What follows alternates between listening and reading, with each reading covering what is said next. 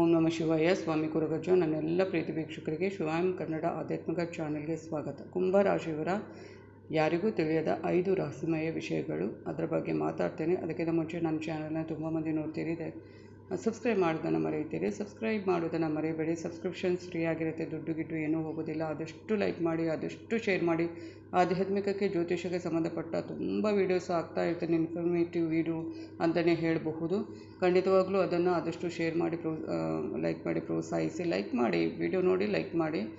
ಎಲ್ಲ ಫ್ರೀ, ಅಂದರೆ ಯಾವುದಕ್ಕೂ ದುಡ್ಡು ಹೋಗುತ್ತೆ ಅದು ಇದು ಅಂತ ಯೋಚನೆ ಮಾಡೋದು ಬೇಡ. ಖಂಡಿತವಾಗ್ಲೂ ಫ್ರೀ ಆಗಿರುತ್ತೆ, ಅದು ಒತ್ತಿ ಹೇಳ್ತಾ ಇದ್ದೇನೆ. ಹಾಗೆಯೇ ಸಬ್ಸ್ಕ್ರೈಬ್ ಅಂತ ಒತ್ತುವಾಗ ಸೈಡಲ್ಲಿ ಬೆಲ್ ಐಕಾನ್ ಇರ್ತದೆ, ಪ್ರೆಸ್ ಮಾಡಿದ್ರೆ ಆಲ್ ಅಂತ ಬರುತ್ತೆ, ಅದನ್ನು ಪ್ರೆಸ್ ಮಾಡೋದನ್ನು ಮರಿಬೇಡಿ. ಆಗ ನನ್ನೆಲ್ಲ ವಿಡಿಯೋ ನೋಟಿಫಿಕೇಶನ್ ನಿಮಗೆ ಪಟ್ ಅಂತ ಸಿಗುತ್ತೆ.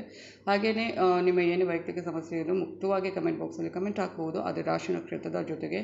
ಒಂದು ವೇಳೆ ರಾಶಿ ನಕ್ಷತ್ರ ಗೊತ್ತಿಲ್ಲ ಅಂದರೆ ಪರವಾಗಿಲ್ಲ, ತಲೆ ಕೆಡಿಸ್ಕೋಬೇಡಿ. ನಿಮ್ಮ ಡೇಟ್ ಆಫ್ ಬರ್ತನ್ನು ನಮೂದಿಸಿ. ಖಂಡಿತವಾಗ್ಲೂ ರಾಶಿ ನಕ್ಷತ್ರ ತಿಳಿದು ಅದಕ್ಕೆ ತಕ್ಕ ಸೂಕ್ತ ಸುಲಭ ಪರಿಹಾರವನ್ನು ನಾನು ಅಲ್ಲೇ ಸೂಚಿಸ್ತೇನೆ. ಇನ್ನೊಂದು ಮಾತಾಡೋದಂದರೆ, ನಾನು ಯಾವಾಗಲೂ ಹೇಳ್ತೇನೆ, ಬರೀ ಡೇಟ್ ಆಫ್ ಬರ್ತ್ ಅಥವಾ ಬರೀ ಏನು ರಾಶಿ ನಕ್ಷತ್ರವನ್ನು ಮಾತು ಆಗ್ತೀರಿ.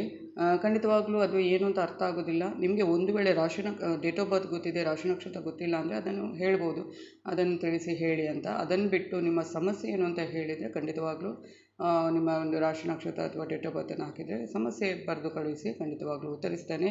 ನಾನು ನಿಮ್ಮ ಜೊತೆ ಯಾವತ್ತೂ ಇರ್ತೇನೆ. ನಾನು ನಂಬಿರುವ ಶಿವದೇವರ ಹಾಗೂ ಕುರುಗಜ್ಜ ದೈವದ ಆಶೀರ್ವಾದ ನನ್ನೆಲ್ಲ ಪ್ರೀತಿ ವೀಕ್ಷಕರ ಮೇಲೆ ಸದಾ ಇರುತ್ತೆ ಅಂತ ಹೇಳ್ತಾ, ಪಾಸಿಟಿವ್ ಲೈಫ್ ಸ್ಟೈಲ್ ಹೊಂದಿರುವುದು ಕುಂಭರಾಶಿಯವರ ಮೂಲ ಗುಣ. ಆಸಕ್ತಿಕರ ವ್ಯಕ್ತಿತ್ವ ಹೊಂದಿರುವ ಕುಂಭರಾಶಿಯ ವ್ಯಕ್ತಿಗಳ ಬಗ್ಗೆ ಯಾರಿಗೂ ಗೊತ್ತಿಲ್ಲದ 5 ರಹಸ್ಯಮಯ ವಿಚಾರಗಳು. ವೈದಿಕ ಜ್ಯೋತಿಷ ಶಾಸ್ತ್ರದ ಪ್ರಕಾರ ಕುಂಭರಾಶಿಯ ರಾಶಿಚಕ್ರದಲ್ಲಿ ಜನಿಸಿರುವಂಥ ಜನರು ತಮ್ಮ ಜೀವನದಲ್ಲಿ ಸಾಕಷ್ಟು ಪಾಸಿಟಿವ್ ಆಗಿರ್ತಾರೆ ಹಾಗೂ ಸಂತೋಷವಾಗಲಿ ಆಗಿರ್ತಾರೆ. ತಮ್ಮ ಜೀವನದಲ್ಲಿ ಅವರು ತುಂಬ ಪ್ರಾಮಾಣಿಕರಾಗಿರ್ತಾರೆ. ಬೇರೆಯವರಿಗೆ ಬೇಸರ ತರುವಂಥ ಯಾವುದೇ ರೀತಿಯ ಕೆಲಸವನ್ನು ಮಾಡೋದಕ್ಕೆ ಅವರು ಆದಷ್ಟು ಹೋಗೋದಿಲ್ಲ. ಜ್ಯೋತಿಷ್ಯ ಶಾಸ್ತ್ರದ ಪ್ರಕಾರ ಅವರು ಬಳಲಿ ಬಂದವರಿಗೆ ನೀರು ಕೊಡುವಂಥ ಮನಸ್ಸಿನ ಜನರು ಎಂಬುದಾಗಿ ಕರೆಯಲಾಗುತ್ತೆ. ಜಗತ್ತಿಗೆ ಒಂದು ಒಳ್ಳೆಯ ಬದಲಾವಣೆ ತರಬೇಕು ಅನ್ನುವಂಥ ಮನೋಭಾವನೆಯನ್ನು ಹೊಂದಿರುವವರು ಕುಂಭರಾಶಿಯವರು. ಇನ್ನು ಒಬ್ಬ ಮನುಷ್ಯನ ಮನೋಭಾವನೆ ಯಾವ ರೀತಿ ಇರುತ್ತೆ ಅಂತ, ಆತ ಇರುವಂಥ ಪರಿಸ್ಥಿತಿ ಹಾಗೂ ಆತ ಎಲ್ಲಿದ್ದಾನೆ ಎನ್ನುವುದರ ಇರುವುದರ ಬಗ್ಗೆ ಅವರು ತುಂಬಾ ಆಲೋಚನೆ ಮಾಡುವಂಥವರು. ಹಾಗೆಯೇ ಒಂದು ಕುಂಭರಾಶಿಯವರಿಗೂ ತುಂಬ ಒಂದು ರೀತಿಯಲ್ಲಿ ಒಳ್ಳೆಯ ಮನುಷ್ಯತ್ವ ಹೊಂದಿರುವವರು. ಆದಷ್ಟು ಅಂದರೆ ಒಬ್ಬ ಮನುಷ್ಯನಿಗೆ ಏನು ಮನುಷ್ಯತ್ವ ಬೇಕು, ಆ ಮನುಷ್ಯತ್ವವನ್ನು ಹೊಂದಿರುವಂಥ ರಾಶಿ ಅಂತಲೇ ಹೇಳ್ಬೋದು. ಎಲ್ಲರಿಗೂ 12 ರಾಶಿಯವರಿಗೂ ಅವರದೇ ಆದ ವಿಶಿಷ್ಟ ಗುಣಲಕ್ಷಣಗಳು ಇರುವಂಥದ್ದು. ಆದರೆ ಈ ಕುಂಭರಾಶಿಯವರದ್ದು ನಿಮಗೆ ತಿಳಿಯದ ಈ ಒಂದು ರಹಸ್ಯಮಯ ವಿಚಾರಗಳನ್ನು ನಾನು ಒಂದೊಂದಾಗಿ ಹೇಳ್ಕೊಂಡು ಹೋಗ್ತೇನೆ. ಕುಂಭರಾಶಿಯವರು ಮನಸ್ಸಿನ ಭಾವನೆ ಯಾವತ್ತೂ ತೋರಿಸ್ಕೊಳ್ಳೋಕ್ಕೆ ಹೋಗೋದಿಲ್ಲ. ಸಾಮಾನ್ಯವಾಗಿ ಕುಂಭರಾಶಿಯವರು ತಮ್ಮ ಮನಸ್ಸಿನಲ್ಲಿರುವಂಥ ಭಾವನೆಗಳನ್ನು ಯಾವತ್ತೂ ಕೂಡ ಜನರ ಮುಂದೆ ತೋರಿಸಿಕೊಳ್ಳುವುದಕ್ಕೆ ಹೋಗೋದಿಲ್ಲ. ಆದರೆ ವೈದಿಕ ಜ್ಯೋತಿಷ್ಯ ಶಾಸ್ತ್ರದ ಪ್ರಕಾರ ಅವರ ಗುಣಲಕ್ಷಣಗಳ ಬಗ್ಗೆ ಮಾತನಾಡಿದರೆ ಕುಂಭರಾಶಿಯವರು ಸಂಪೂರ್ಣವಾಗಿ ಭಾವನಾತ್ಮಕ ಜೀವಿಗಳಾಗಿರ್ತಾರೆ. ಆದರೆ ಅದನ್ನು ಎಲ್ಲರ ಮುಂದೆ ತೋರಿಸಿಕೊಳ್ಳುವುದಕ್ಕೆ ಹೋಗೋದಿಲ್ಲ. ಯಾಕೆಂದರೆ ಕೆಲವೊಮ್ಮೆ ಜನರು ಅದನ್ನು ಅವರು ವೀಕ್ ಅಂತ ಅನ್ನೋ ಮಟ್ಟಕ್ಕೆ ಹೋಗಬಹುದು ಅಥವಾ ಭಾವಿಸ್ಕೊಳ್ಬಹುದು ಅನ್ನೋದರ ಒಂದು ಅಭಿಪ್ರಾಯ ಅವರದ್ದಾಗಿರುತ್ತೆ. ಅದಕ್ಕೆ ಕುಂಭರಾಶಿಯವರು ಎಷ್ಟು ಭಾವನಾತ್ಮಕ ಎಮೋಷನಲ್ ಆಗಿರ್ತಾರೆ ಅಂದರೆ, ಒಂದು ಚಿಕ್ಕ ಘಟನೆ ಕೂಡ ಅವರನ್ನು ಮನಸ್ಸಿನಲ್ಲಿ ಬೇಸರ ಮಾಡುವಂತೆ ಮಾಡಬಹುದು. ಅಷ್ಟು ಮಟ್ಟಿಗೆ ಭಾವನಾತ್ಮಕ ಜೀವಿಗಳಾಗಿ ಕುಂಭರಾಶಿಯವರು ನಿಜ ಜೀವನದಲ್ಲಿರುವಂಥ ವೆರಿ ಸೆನ್ಸಿಟಿವ್ ಅಂತ ಹೇಳ್ಬೋದು. ಇಂತಹ ಸೂಕ್ಷ್ಮ ಎಮೋಷನಲ್ ಜೀವನ ಸಾಗಿಸುವಂಥದ್ದು. ಹಾಗೆ ಹೊರಗಿನವರಿಗೆ ತೋರಿಸೋದಕ್ಕೆ ಹೋಗೋದಿಲ್ಲ. ಕೇವಲ ಇವರ ಒಂದು ಫ್ರೆಂಡ್ಸ್ ಆಗಿರ್ಬೋದು ಅಥವಾ ಫ್ಯಾಮಿಲಿ ಮೆಂಬರ್ಸ್, ಇವರಿಗೆ ಯಾರು ಆಪ್ತರಿರ್ತಾರೆ ಅವರ ಜೊತೆ ಮಾತ್ರ ಅವರು ಅದನ್ನೇ ಹೇಳುವಂಥದ್ದು. ಹಾಗೆಯೇ ಕುಂಭರಾಶಿಯವರು ಕೆಲವೊಂದು ಸಲ ಸುಳ್ಳಾಡುವ ಚಾನ್ಸು ಇರುತ್ತೆ. ಅದು ಸಮಯ ಸಂದರ್ಭ ಬಂದಾಗ ತಪ್ಪಿಲ್ಲ. ಮನುಷ್ಯರ ಮೇಲೆ ಕೆಲವೊಂದು ಸಂದರ್ಭದಲ್ಲಿ ಬೇರೆಯವರಿಗೆ ಏನೂ ಕೆಡುಕಾಗದಾಗೆ ಒಂದು ಸುಳ್ಳು ಪಳ್ಳು ಹೇಳುವುದರಲ್ಲಿ ಏನು ತಪ್ಪಿಲ್ಲ. ಸುಮ್ಮನೆ ಸುಳ್ಳು ಮಾತಾಡಬಾರ್ದು.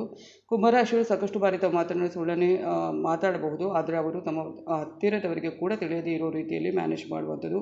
ಪ್ರಾಮಾಣಿಕತೆಯಲ್ಲಿ ಕುಂಭರಾಶಿಯವರು ನಂಬಿಕೆ ಇಡುವಂಥದ್ದು. ಆದರೆ ಕೆಲವೊಂದು ಸಂದರ್ಭದಲ್ಲಿ ಸುಳ್ಳು ಹೇಳಬೇಕಾದಂಥ ಪರಿಸ್ಥಿತಿ ಬಂದಾಗ ಸುಳ್ಳನ್ನೇ ಹೇಳುವಂಥದ್ದು. ಪರಿಸ್ಥಿತಿ ಬಂದಾಗ ನಾನು ಹೇಳಿದೆ, ಸುಮ್ಮನೆ ಸುಳ್ಳು ಹೇಳಬಾರ್ದು. ಏನೋ ಪರಿಸ್ಥಿತಿಗೆ ಅನುಗುಣವಾಗಿ ನಾವು ಒಂದೊಂದು ಸುಳ್ಳನ್ನು ಹೇಳೋದು. ಇಲ್ಲಾಂದರೆ ನಾವು ಏನೂ ಅಲ್ಲದೆ ಒಳ್ಳೆ ರೀತಿಯಲ್ಲಿ ಹೋಗೋದಾದರೆ ನಾವು ದೇವರಾಗಬೇಕು ಅಲ್ವಾ.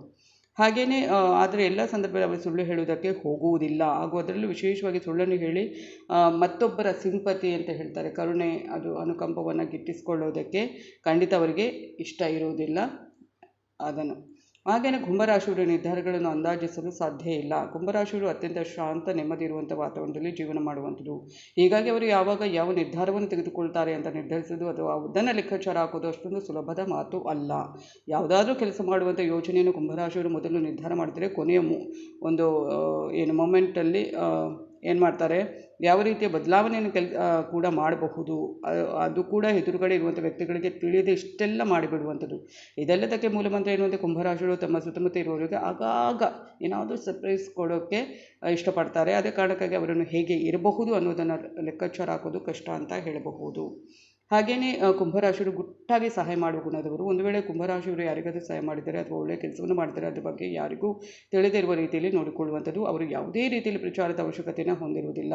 ತಮ್ಮ ಸುತ್ತಮುತ್ತ ಇರುವಂಥ ವಾತಾವರಣ ಚೆನ್ನಾಗಿರಬೇಕು, ಜನ ನೆಮ್ಮದಿಯಿಂದ ಇರಬೇಕು ಎಂಬುದಾಗಿ ಬಯಸುವಂಥ ಒಳ್ಳೆಯ ಗುಣ ಇವರಲ್ಲಿ ಇರುವಂಥದ್ದು. ಸಮಾಜದ ಒಳಿತಿಗಾಗಿ ದುಡಿಯುವಂಥ ಒಳ್ಳೆಯ ಮನಸ್ಸಿನ ಕುಂಭರಾಶಿಯವರಲ್ಲಿ ನೋಡಬಹುದು. ಸಹಾಯದ ಅಗತ್ಯತೆ ಇರುವವರಿಗೆ ಯಾವ ರೀತಿಯಲ್ಲಿ ಸಹಾಯ ಮಾಡಿದರೆ ಒಳ್ಳೆಯದು ಅನ್ನೋದನ್ನು ತಿಳಿದುಕೊಂಡು ಅದಕ್ಕೆ ತಕ್ಕಾಗೆ ಸಹಾಯ ಮಾಡುವಂಥದ್ದು. ಒಟ್ಟಾರೆಗೆ ಜನರ ಜೀವನದ ಶೈಲಿ ಎನ್ನುವುದು ಇನ್ನಷ್ಟು ಉತ್ತಮವಾಗಿಲ್ಲ ಎನ್ನುವ ಕಾರಣಕ್ಕಾಗಿ ಕುಂಭರಾಶಿಯವರು ಸಾಕಷ್ಟು ಪರಿಶ್ರಮದಿಂದ ಕೆಲಸ ಮಾಡುವಂಥದ್ದು. ಈ ರೀತಿಯ ಒಳ್ಳೆಯ ಮನಸ್ಸಿನ ವ್ಯಕ್ತಿತ್ವದಿಂದ ಕುಂಭರಾಶಿಯವರು ಎಲ್ಲರಿಗೂ ಇಷ್ಟವಾಗುವಂಥದ್ದು. ಕುಂಭರಾಶಿಯವರು ಕ್ರಿಯೇಟಿವ್ ಆಗಿರ್ತಾರೆ, ಬುದ್ಧಿವಂತರೂ ಹೌದು. ಕುಂಭರಾಶಿಯವರು ಕೆಲಸದ ವಿಚಾರಕ್ಕೆ ಬಂದರೆ ಸಾಕಷ್ಟು ಕ್ರಿಯೇಟಿವ್, ಬುದ್ಧಿವಂತರಾಗಿರ್ತಾರೆ ಅನ್ನೋದನ್ನು ಪ್ರತಿಯೊಬ್ಬರು ಕೂಡ ಒಪ್ಪಿಕೊಳ್ಳಲೇಬೇಕು. ಅವರು ಕೆಲಸ ಮಾಡುವಂಥ ರೀತಿ ಸಾಕಷ್ಟು ವಿಭಿನ್ನ, ವೈಶಿಷ್ಟ್ಯಪೂರ್ಣವಾಗಿರುತ್ತೆ. ಇದೇ ಕಾರಣಕ್ಕಾಗಿ ಅವರು ಕೆಲಸ ಮಾಡುವಂಥ ಶೈಲಿ, ಅವರ ಜೀವನದಲ್ಲಿ ಅವರು ಇರೋ ರೀತಿ ಪ್ರತಿಯೊಬ್ಬರಿಗೂ ಕೂಡ ಇಷ್ಟ ಆಗುತ್ತೆ.